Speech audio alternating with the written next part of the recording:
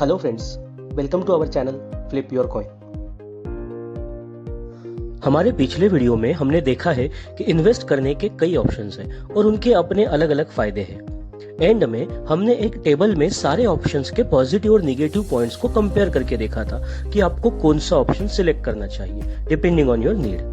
लेकिन उसके बाद भी कुछ लोगों के लिए डिसीजन लेना थोड़ा डिफिकल्ट है, तो इस वीडियो में हम ये दिखाएंगे कि हम अपने सेविंग को कैसे डिस्ट्रीब्यूट करके इन्वेस्ट कर सकते हैं। तो इस वीडियो को एंड तक जरूर देखें ताकि आप कुछ भी मिस ना करें। थोड़े ज्यादा लोगों के साथ कनेक्ट करने के लिए मैं इस एग्जाम्पल में 3 काफी डिफरेंट लाइफस्टाइल और बैकग्राउंड के लोगों को कंसिडर करने वाला हूँ, जिनके इन्वेस्टमेंट करने की और उससे आने वाले रिटर्न्स की अलग नीड है, ताकि आप एटलीस्ट किसी एक से थोड़ा कनेक्ट कर सके और बाद में आपकी इन्वेस्टमेंट स्ट्रैटेजी फाइनलाइज कर सके। अमर एक 26 इयर्स का यंग बैंक क्लर्क है जिसने अभी अभी अपने करियर की शुरुआत की है। उसकी मंथली सैलरी है 25,000।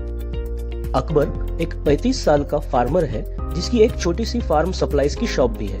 उसका स्टेबल मंथली इनकम तो नहीं है, बट पूरे साल में अपने खेती और शॉप से वो लगभग 10 लाख कमाता है।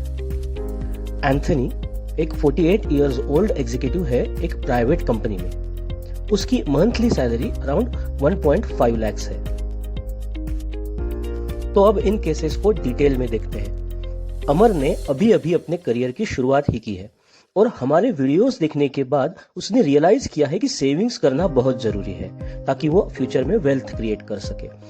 20% रूल को फॉलो करते हुए उसने 5,000 सेव करना चालू किया है और अपने बाकी सारे एक्सपेंसेस वो रिमेनिंग सैलरी में प्लान कर रहा है। अब उसके पास बहुत बड़ी अमाउंट तो नहीं है कि वो जाके रियल एस्टेट में इन्वेस्ट करे। अभी अभी करियर चालू किया है तो वो रिटायरमेंट के बारे में भी नहीं सोच रहा है। उसका इन्वेस्टमेंट करने का प्लान ये है कि वो कुछ सालों में घर या कार लेने के लिए उसे हेल्प हो सके। अमर के ऊपर ज्यादा रिस्पॉन्सिबिलिटी नहीं है तो वो high risk high return investment option को चूज कर सकता है। तो अमर अपने 5,000 को 80-20 में डिवाइड कर सकता है। 80% यानी 4,000 high risk high reward share market में और 20% यानी 1,000 इन सेफ रिकरिंग डिपॉजिट में। अकबर मैरिड है और उसका एक 7 साल का बच्चा भी है। वो बहुत ज्यादा रिस्की इन्वेस्टमेंट नहीं कर सकता, लेकिन उसे अपने बुढ़ापे के लिए और बच्चे के कॉलेज के लिए पैसे जमा करने होंगे। उसके 10 लाख एनुअल इनकम में से वो 30,000 पर मंथ के हिसाब से 3,60,000 में घर खर्चा मैनेज कर पाता है। क्योंकि वो छोटे शहर में रहता है और उसका खुद का घर भी है, तो वो एनुअली अराउंड 4 लाख के ऊपर सेव कर सकता है। बाकी अमाउंट उसे अपने खेती और दुकान के लिए लगेगी। तो वो इस अमाउंट को 50-50 डिवाइड कर सकता है। 50% high risk high return stocks और mutual fund and 50% in safe long term fixed return PPF में, ताकि ये अमाउंट वो आगे जाके अपने बच्चे के एजुकेशन के लिए यूज कर सकता है। एंथनी 48 इयर्स का है। उसका होम लोन क्लियर हो चुका है, ऑलरेडी कार भी है, उसके बच्चे कॉलेज जाते हैं। उसने अपनी पूरी सर्विस में 20% सेविंग्स रूल को फॉलो करके लगभग 50 लाख की वेल्थ एक्यूमुलेट की है। अब इस अमाउंट को इन्वेस्ट करने के लिए वो उसे 70-30 डिवाइड कर सकता है। 70% in safe and guaranteed return assets जैसे कि प्लॉट या commercial real estate, 30% in medium risk blue chip stocks.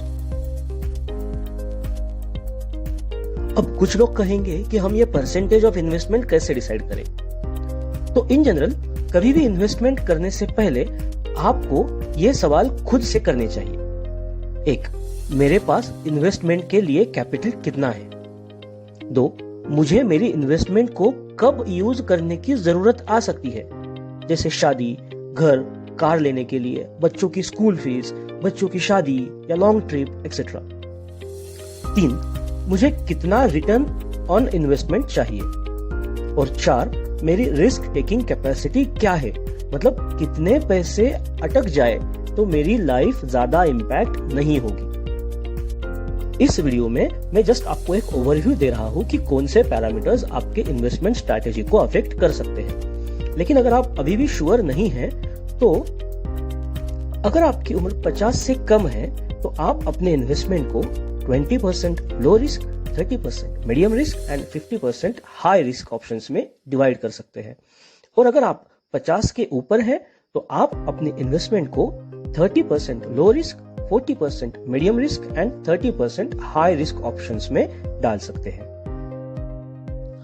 दोस्तों याद रखिए, यह सिर्फ एक गाइडलाइन है। हर एक इंसान का डिफरेंट फाइनेंशियल बैकग्राउंड है और डिफरेंट फाइनेंशियल नीड्स है, तो आपको अपनी रिस्क टेकिंग एबिलिटी के हिसाब से अपने फंड्स को डिवाइड करना चाहिए। So keep saving and make sure to flip the coin of your destiny in your favour.